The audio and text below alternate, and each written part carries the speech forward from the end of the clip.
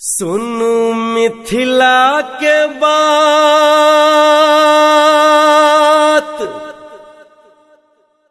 करी मिथिला के गान।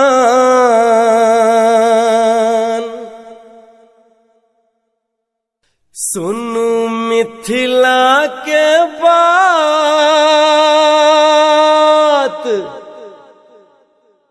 करी मिथिला के गान।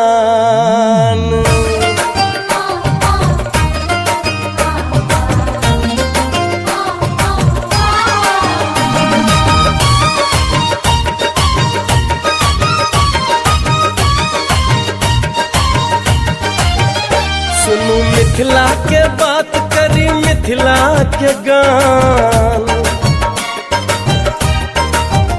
सुनु मिथिला के बात करी मिथिला के गान। एतय मंडन अयाची के काम छे, एतय एलथि महेश धरी उगना के भेष।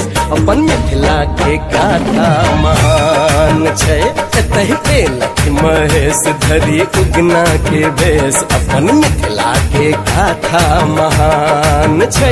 सुनु मिथिला के बात करी मिथिला के गान। एतय मंडन अयाची के गाम छे, एतय एलथि महेश धरी उगना के भेष। अपन मिथिला के गाथा महान छे, एतय एलथि महेश धरी उगना के भेष। अपन मिथिला के गाथा महान छे।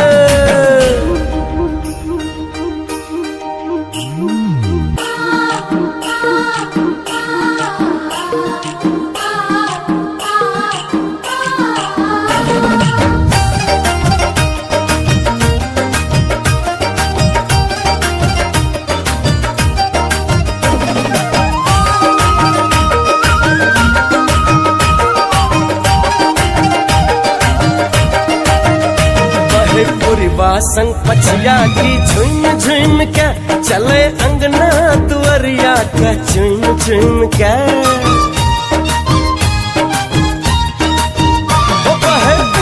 संग पछिया की झुम झुम के चले अंगना दुआरिया के झुम झुम के।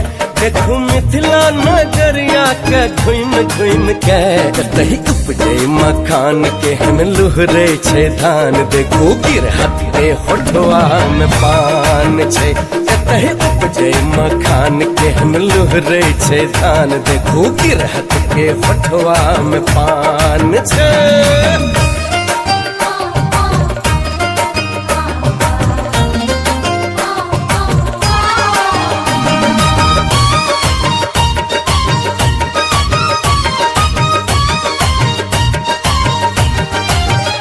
सुनो भक्ति सौ भरल विद्यापति के गीत। यह उगना महादेव के लगे छैन नीक।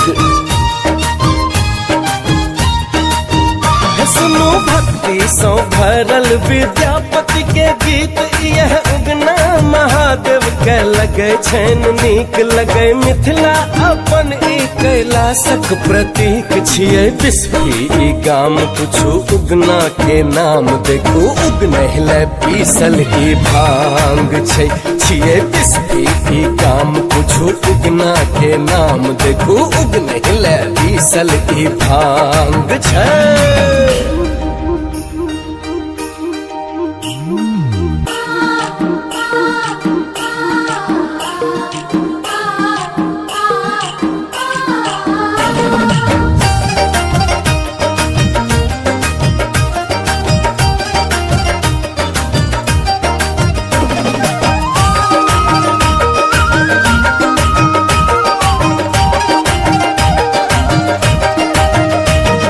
सीता स्वयंवर में लक्ष्मण संग्राम है। यो मिथिले में बसे जनकपुर सन धाम।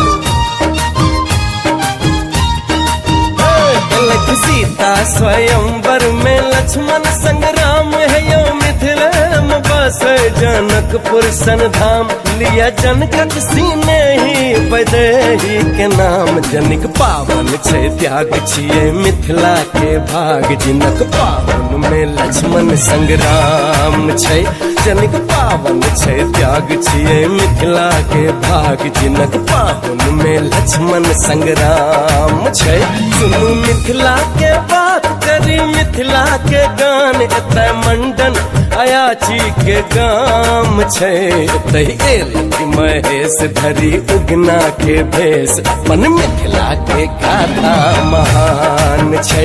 एतय एलखि महेश धरी उगना के भेष, अपन मिथिला के गाथा महान छै।